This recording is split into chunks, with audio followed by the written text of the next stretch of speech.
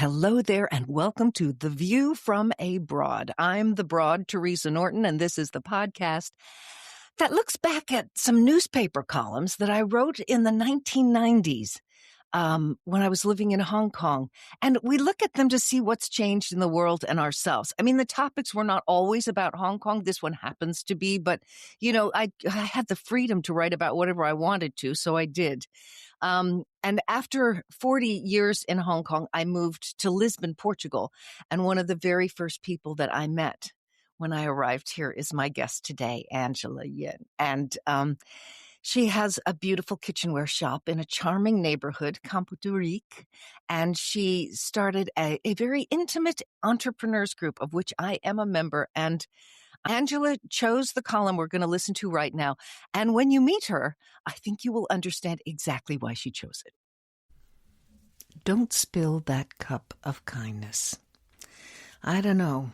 Maybe I'm nuts, but as far as I'm concerned, 1995 can't get here fast enough. This year has been very good to me, but it has been particularly unkind to two of my nearest and dearest. And I say, the sooner we're done with it, the better.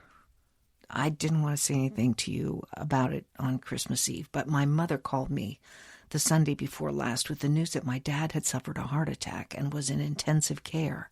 He's fine and at home now, but what a scare for everybody concerned. This week, I returned a call from my best friend in San Francisco who, when I asked her how Christmas had been, replied, "Marginal, I had an accident." Apparently, Susan had been enjoying the holiday with friends and family when her sweater became ignited by a candle as she reached across the coffee table. She literally went up in flames. Her life was saved by a friend who tackled her to the ground as she ran in panic from the room, and by her mother who used her own body to smother the blaze, which had by this time set her hair on fire. She's fine and at home now, but what a scare for everybody concerned.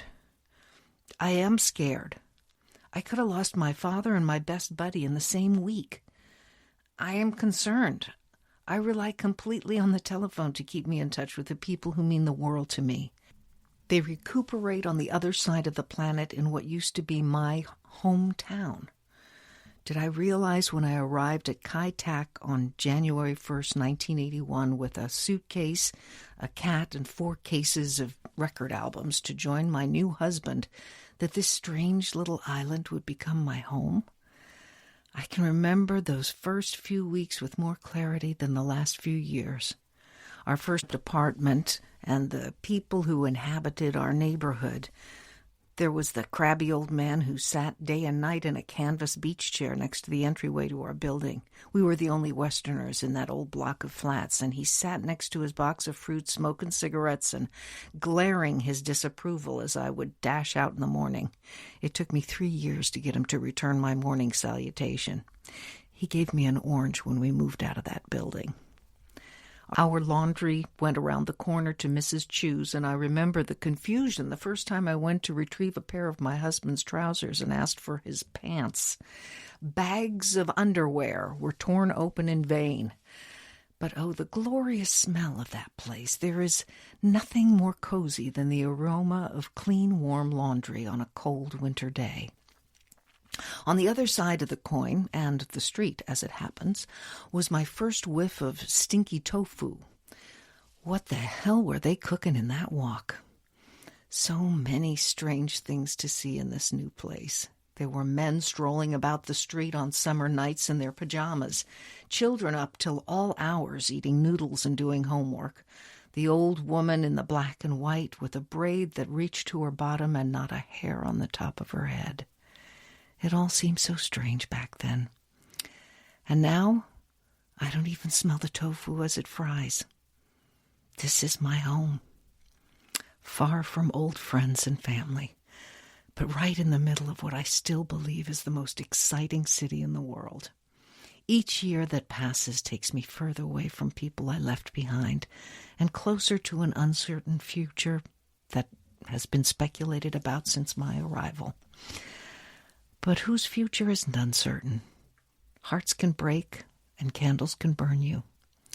So let us resolve to take good care of ourselves and our neighbors in this brand new year, to raise a cup of kindness to those we love near and far, and as we admire the festive lights that decorate the buildings of our hometown, to murmur, Auld Lang Syne. Hello, Angela. Hello, Teresa. Good morning, Joseon. Bon Yes. dia. Cheerio and pip pip. We'll try and get them all in there. Angela, you're originally from Hong Kong while we're going through all of this. Hong Kong, you spent your childhood there, but then you moved to the UK. That was the pip pip and cheerio bit of it. Yeah. You went boarding school there, right? Mm-hmm. And then you returned to Hong Kong to go to university. Mm-hmm. And then you worked there. Yeah. And you moved to Lisbon in 2020. Mm-hmm. Is that right? Yes, correct. And what a happy day it was for me Yes. when I walked into your cute little cooking shop to cook in. And it was just after you had opened it and just after I'd arrived in Portugal, yeah? Yes, I still remember that day. Yeah, you came in with your friend. And I remember the first line you said to me, which still makes me so proud, is, "You're from Hong Kong, right?" And the first... I took one look at you and I said, Yes. this is my people. I know I lived there for 40 years and I feel like I am home. And you brought your mom over Yes. to meet me. Yes. And my that mom was working there that day. And then you just connected. Yeah, like talking a few Cantonese lines. I remember this is what you do brilliantly. Yes. Yes, I do those few brilliantly, but unfortunately those were the only ones that I really learned. My secretaries used to laugh when they'd hear me go, 我識講少少好笑啊，我好襯. And the person I'd be talking to would be like, wow. And then the secretaries like roll their eyes and go, God, that's the only thing she knows how to say, but I did, I learned a lot from my taxi drivers. And listen, that column that you chose was all about those memories of those early, early days, 1983, 84, when I was brand new in Hong Kong. Yeah. Now, why did you choose that column? I'm always interested in that. Yes. Well, I chose that column because I was brand new to the UK when I first went to the boarding school. And then 2020, when our whole family arrived from Hong Kong to Lisbon, we were all brand new. So that feeling really connected to me personally. Talk to me a little bit about your memories. How old would you have been when you moved to the UK? I was 13 years old. And did you go by yourself and your family stayed in Hong Kong, or did they come with you? Well, I went with my brother. My brother actually went to the boarding school, the same boarding school, 1 year before I did. So, yeah, so basically I just followed my brother and then arrived at the school and, the whole new journey began. And that was my first experience of being someone who looked different in a new environment. So I kind of stood out in the crowd. And because at that time I was the only Asian girl in our whole form. So in the boarding house and also at school, that was a experience that made me realize that, look, you are actually living and learning in a new country. What are some things, like little memories, that stood out to you as being like, wow, I am not in Hong Kong anymore? I would say is what I didn't see that made me feel that way, because my school was in a rural area in Somerset. So we were surrounded more by sheep and cows and and the grass more than people. So that was so I would say that as a child, I didn't actually experience or observed a lot of the life there in the UK. Yes, but I would say that my my turning point was when I started to make friends. Yes. So I became very close to some of the girls, yes, at my boarding school. And I'm still forever grateful for the fact that one of my best friend's parents, they would always invite me to their home for the weekend. Yes. Hmm. So that Hmm. was my first taste of UK home life. Yeah, so Mm. then I had the opportunity to really start living in a British household. This is when I Mm. started noticing things that were different. Yeah, the way a meal was delivered. So instead of the Cantonese way of having all the shared dishes, yes, that would be an Yes. individual plate for everybody. Yes, and yeah, so many small Oh, I got things. to tell you, when I came to Hong Kong, Yes, this whole sharing food thing was a problem for me. yes. I was like, sorry, excuse me. I ordered the char siu bao. Those were mine. Hey, you mentioned this thing of how important it was to make friends, and that was, well, for you and me. Yes. I call you MHKB, KB. right? My Hong Kong buddy, Yes. right? Making those friendships early on is such an important part of being happy in a place. And I was fortunate in Hong Kong that I made some beautiful friendships that I still have today. Are you still in touch with any of the people from that Yes. UK experience? Yes, yes. So, my best friend at school, we are still in close contact. And now, yeah, having the privilege of living so close to the UK, yeah, so I still go there to visit them every year and a half. Yeah, they feel like my second family. Yeah, so Yeah. it's like Yeah. there is a clock in my head that okay, it's about time to go back. Yeah, so I will always call their home my second home. Yes. Yeah, Mm. so there are always people always say that when you have a guest over, of course, it's a polite way to say, "Oh, just feel at home." Yeah, so it's something that we would say a lot. I guess when you really feel a certain home that is not blood related, and they treat you like a family, that is when we can truly call that a second home. Yeah, so I'm still Mm. closely in touch with these earlier friends and families who I met in a new country at that age. Yeah. You mentioned that recognizing that you were the only girl in the form in the UK that was an Asian girl, so you recognized that you stood out. When I came to Hong Kong, it was a similar thing for me. Yeah. Right. I did have some friends there who were expats, but I was definitely the visible minority there. Right. Yes. And one thing that I had when I moved to Hong Kong was, of course, a struggle with language, Yes. right? Of course, there were people there that spoke English, very similar to Portugal, right? That Yes. you can get away with speaking English because there are enough people that you can get your point across. Yes. But what are some of the techniques you use to work around not being able to speak the language? Because I know you're a very friendly person and you must run into people in your shop all the time. How do you get around that? Right. I always say the best language to use is body language. Yes. So I would say that the smile is the magic. Yes. So without saying any word, yeah, if you have a nice, genuine smile on your face, that is already opening up the conversation in a very, very nice way.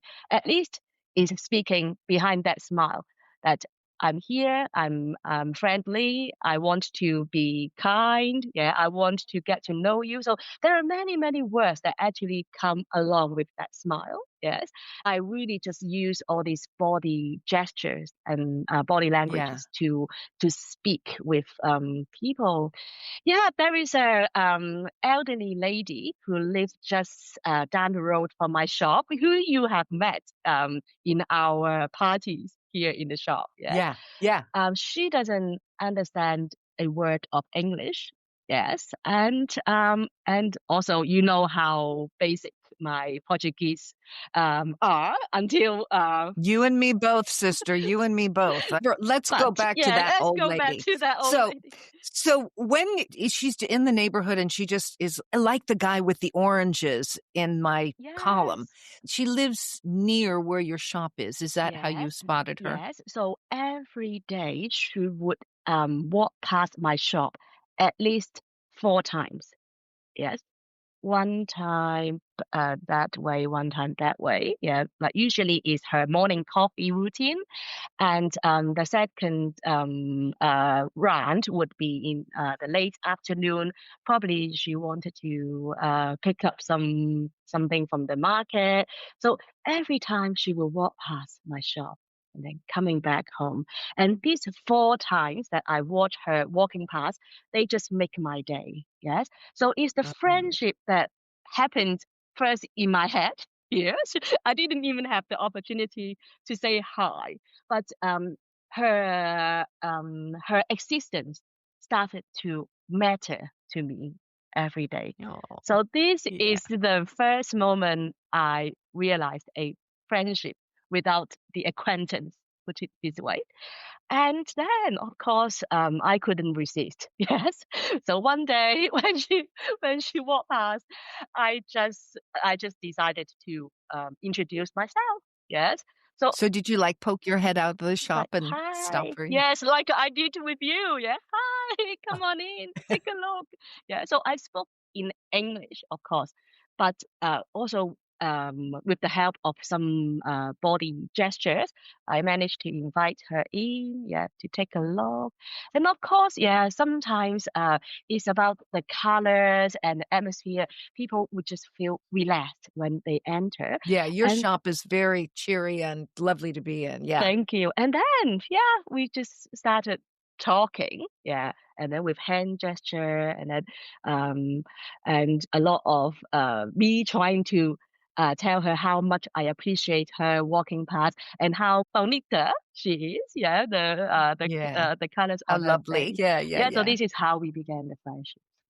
Yeah. Oh, that's lovely. Does she have, like, any relatives that She live in does. the area? She does. She has her daughter, her grandson. You know why I know? Because actually our friendship developed, yes. And I remember last Christmas she tried to say something in Portuguese. Yeah, I picked up few words, and I heard tomorrow. I heard the word 4 o'clock, and I heard the word below, which is cake. Yes, so Uh-huh. I could guess what she was talking about. And the following day, she came in with a roll of Christmas Like a cake, Swiss roll like a cake? Swiss roll cake, which is like a Christmas cake Ah, in here. yeah, And yeah. yeah, so she wanted to give me a Christmas cake. And then, okay, why I find out that she also have a grandchild who also lives in Cambodia. Few months ago, she wanted to tell me something that is okay. The all these Portuguese words, all I picked up from those words was a plant, a gift, and then few days later, a young man came in Mm. with a plant, and it turned out that her grandmother, who is my friend, asked him to deliver this plant to my shop, and she feels like that is a nice gift to me, and I it love is. this because this is all happening not through language, but through, as you say, just, exuding that warmth and friendship. That's how this relationship began. That's beautiful. Now, one of the things that I wanted to mention, because it was at the beginning of the column, Mm-hmm. was the thing of having, the terrible news come in Yes. about people that I cared about that I was not close to Mm-hmm. physically, Yes. right? And that notion of, you know, um, distance from loved ones and yet being in a new place that was my home now. Yes. Um, I experienced that again very viscerally with the fire in Taipo. I immediately thought about that. Yes. is a terrible, terrible way to receive such a sad news just on the news or yeah over the phone. Yeah, because physically we are not there, but of course our hearts and Emotionally. Yeah. emotions are fully attached. Yes, so it's about Yeah. caring and feeling for your home, your first Yeah. home or your hometown without the ability to be there. Yeah, so I guess that is a yeah in Portuguese probably we can call it a saudade. Yes, like a That's longing or so that missing. yeah, Yes, yeah, yeah. That l and that's a hard thing about making a new home somewhere else, yes, and as your parents get older and things. But you brought your family with you to Portugal. true. So you've got your mom, who I've met, and I know that your grandmother passed. I'm sorry about that. But Yes. when you first came, you had 3 generations of women Yes. together.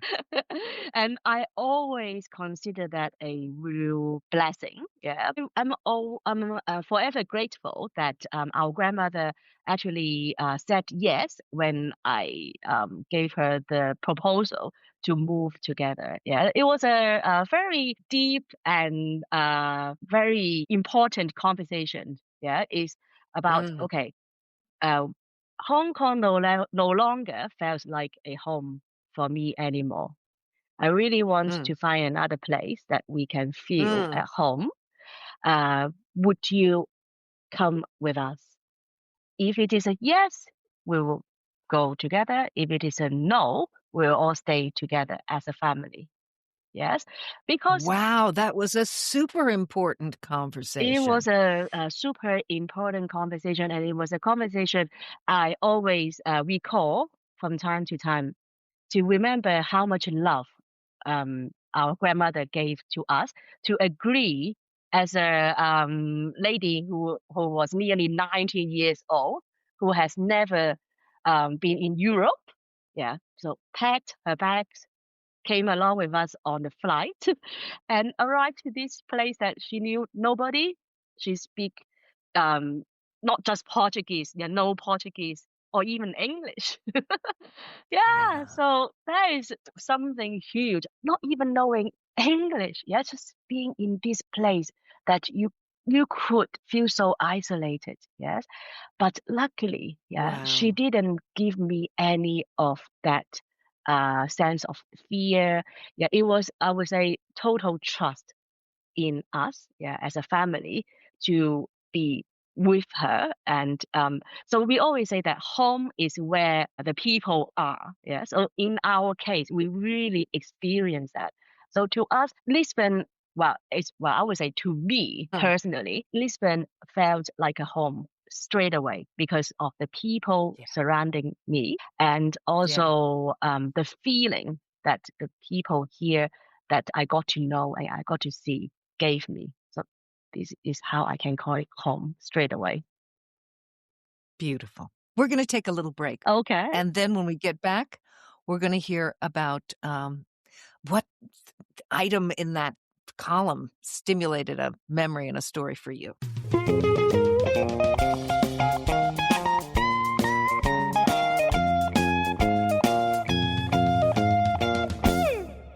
Okay, Angela, now we're gonna take this time here to talk a little bit about this beautiful shop that we mentioned, To Cook In. Talk to us a little bit about this lovely shop. Right. So when I arrived in Lisbon, that was during the time of the COVID. Yeah. So Uh-huh.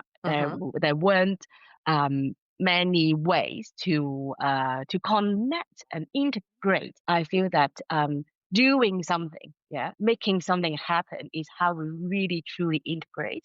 So in Yeah, 2023, yes, we decided that it's about time, yeah, because COVID was over and things started to happen. One of the first places I got to know in my first trip here in Lisbon. I remember, yeah, also through a taxi driver that he said that, okay, if you are a tourist, go to Time Out Market. If you want to experience the local market, go to the Mercado of Campo de Ourique. So being curious, I said, okay, take me there. And we arrived and then we saw this beautiful neighborhood. And, the first thing that actually caught my attention was how flat the streets are in comparison to some other places of Lisbon. So at that point, I already said to myself that one day, if I decide to live here and if I have the privilege to open a shop, it will have to be in Campo de Olive. And so looked for the shop in this neighborhood, find it, and then open it. So that's how it all began. And of course, my intention of opening the shop is first to offer nice, beautiful products to our customers, because as an expert, and you will probably agree that the first thing that will make you really feel your new place of living a home are the things that you pick for your kitchen, for your living room, or your Mm, the colors you actually surround yourself with, in your mm. living place, So this is Yeah. why I feel offering nice products that can brighten up the homes and the kitchens are very important. So that's the number one or the prime objective of a shop. Yes.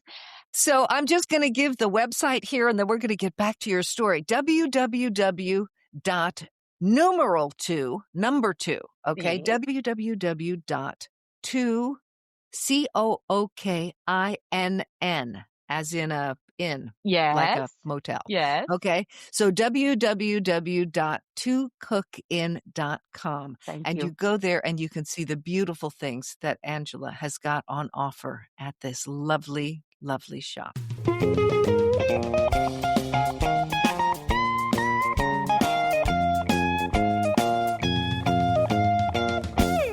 Angela, we are back, and now I have got to hear what is the story that was stimulated by something in that column. Right. Okay.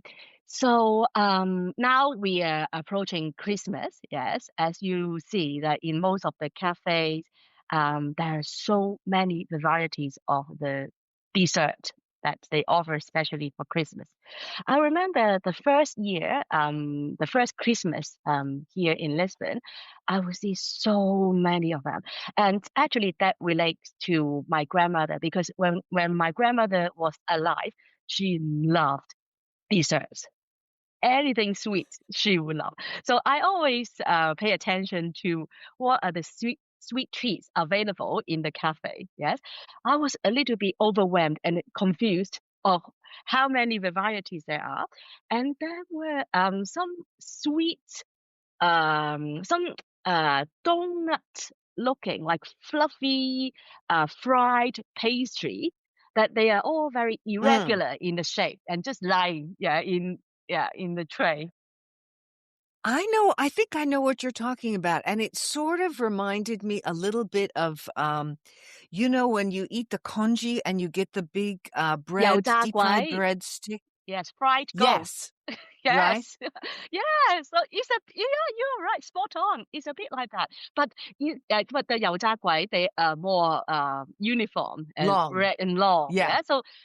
So these well at that time these strange looking donuts looking like objects, they just make me feel okay. Yeah, they are there, but are they actually for sale? I even thought, because they really do not look like anything that is offered in a proper bakery. Yes, and They look like the mistake, the yes, mistakes. yes, like it's an experiment. Yeah, just fry something to test to test what it turned out. The first Christmas we had in the shop, which is the big Christmas of 2023. One day, I was at the shop and I really wanted something sweet. So I ran to our corner cafe, and the gentleman there say, "Okay, what are you looking for?" And I say, "Okay, I'm just looking for something sweet, something little." And he took out that tray of irregular shaped donuts, and he said, "Why don't you try one? It's our Christmas special sweet treat." And of course, yeah, my face do not hide my real feeling. So I looked hesitated and I felt hesitated. And then he said, he just gave me a small piece. He said, take it, just try it, and then you will love it. So, okay, I took the offer and I tasted it. And that is such a heaven taste. That is so nice. It's crispy on the outside and fluffy on the inside. And it has this flavor of orange and cinnamon. Yeah.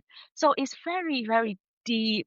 Yeah, many, many layers of flavor in that one small piece of In um, that little misshapen yes, donut. Well, yes, listen, so what in the column, what stimulated you to think about that? yes, because you talked about the stinky tofu. Yes, That is that of course, the chow of tofu? course. Yes, and Similar thing where you think, is somebody frying something that's gone off? What is that? Now, of yes, course, I love the smell of stink tofu. It feels like home, you know. yes, You know, another thing that I think of when I think of Hong Kong at Christmas time, and they do it here too, is the chestnuts and sweet potatoes in the yes, walks, you know, if we would do yes, that. yes, yes. It's Oh, about that sound, yeah, of the spatula cracking on the wok and the smell, and behind that, the person behind that big wok. Yes, and yeah. the smile they have doing all that. And one thing I want to point out about the sweet treat, yeah, that yeah, strange looking sweet treat for Christmas here. The name of it is Sonyo. Yes, it spells Sonho. Yes, and it means dream. Yes, that word has the that meaning of the dessert. Yeah, so I guess but for an expat or a local during the Christmas season, we all need a little dream to be reminded Mm. of that yeah, of our first home, second home, and all the people who we care for near and far.